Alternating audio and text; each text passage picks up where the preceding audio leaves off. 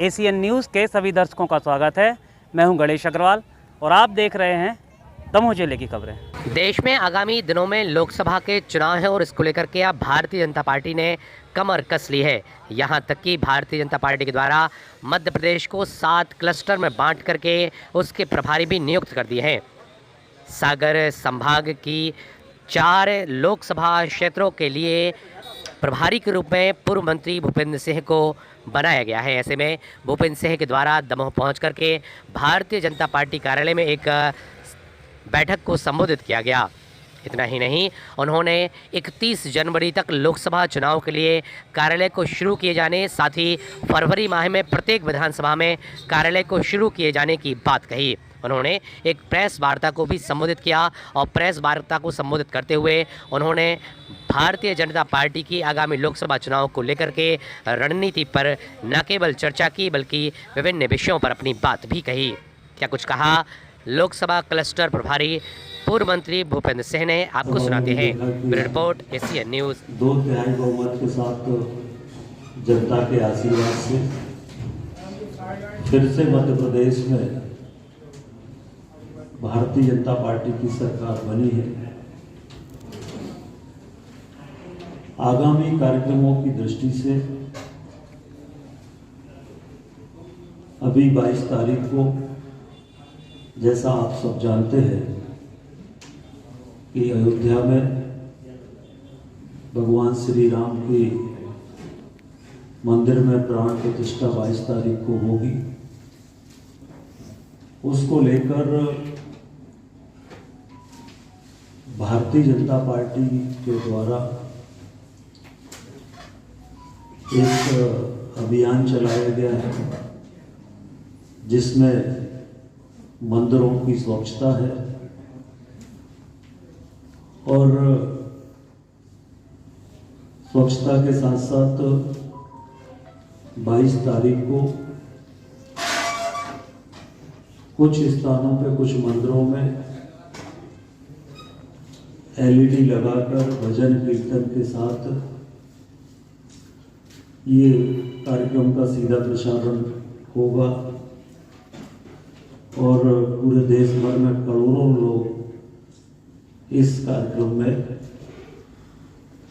सम्मिलित होंगे। मार्गदर्शक मध्य प्रदेश शासन के पूर्व मंत्री आदरणीय भूपेंद्र सिंह जी, जो सागर संभाग का एक लोकसभा की दृष्टि से क्लस्टर बनाया गया है, उस क्लस्टर के आप प्रभारी है और आज आपने इस दमोह लोकसभा की बैठक को भी संबोधित किया है।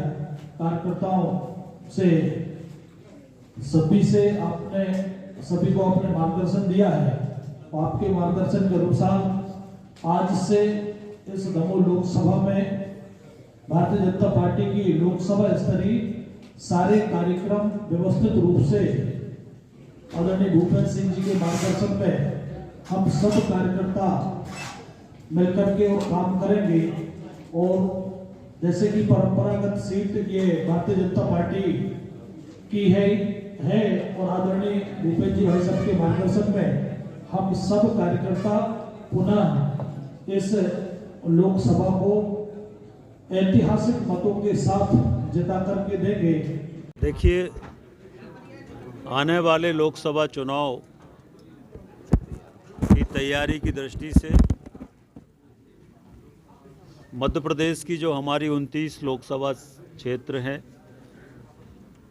इनको 7 क्लस्टर में बांटा गया है और उसी में से आज जो हमारा सागर संभाग का क्लस्टर है, जिसमें दमोह लोकसभा, सागर लोकसभा, खजुराहो लोकसभा और टीकमगढ़ लोकसभा, इन 4 लोकसभा का एक क्लस्टर है। आज दमोह लोकसभा क्षेत्र की बैठक अभी संपन्न हुई है और चुनाव की तैयारियों की दृष्टि से एक पूरा कार्यक्रम निश्चित हुआ है, कार्यक्रम निश्चित हुए हैं।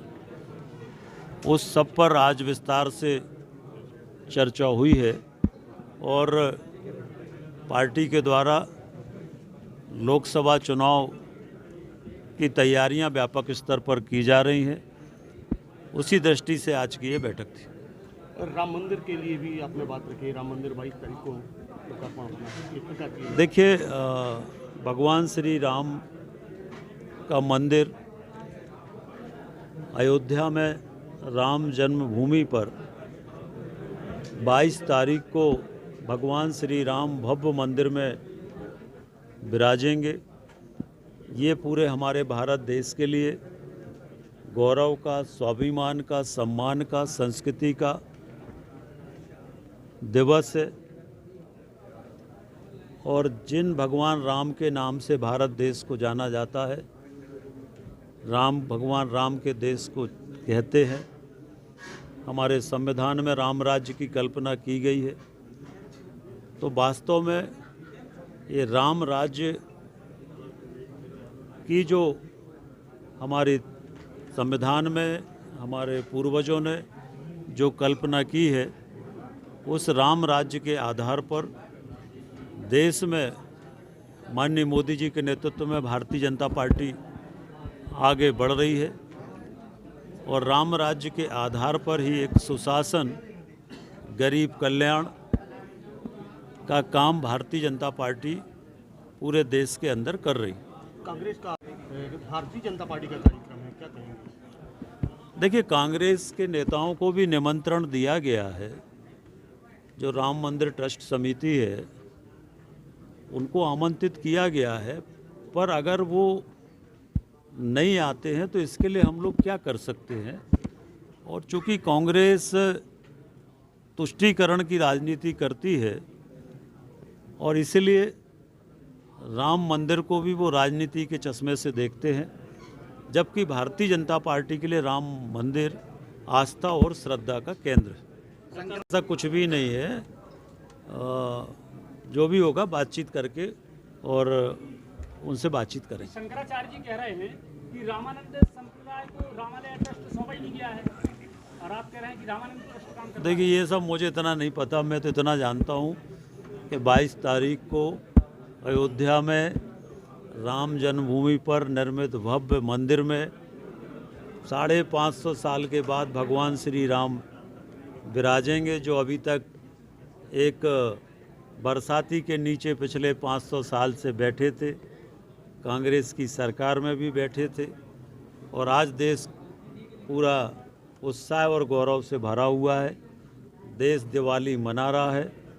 भगवान श्री राम अयोध्या मंदिर में विराजेंगे। लोकसभा चुनाव का कार्यालय कब तक प्रारंभ हो जाएगा?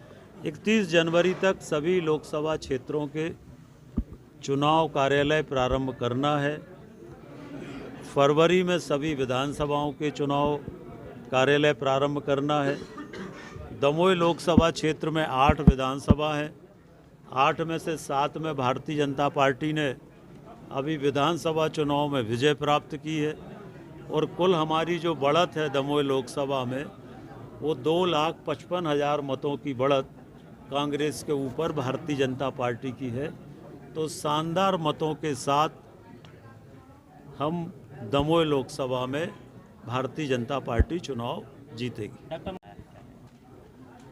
देखिए, ये भारतीय जनता पार्टी है। भारतीय जनता पार्टी में हर कार्यकर्ता समान रूप से होता है। कार्यकर्ता को, छोटे से छोटे कार्यकर्ता को अवसर मिलता है। मोहन यादव जी हमारे बरसों के कार्यकर्ता हैं, तीसरी बार के विधायक हैं, पिछले बार मंत्री थे। तो वो अनुभवी नेता हैं। और राजनीति में समय समय पर परिवर्तन होते हैं, ये तो सामान्य प्रक्रिया है।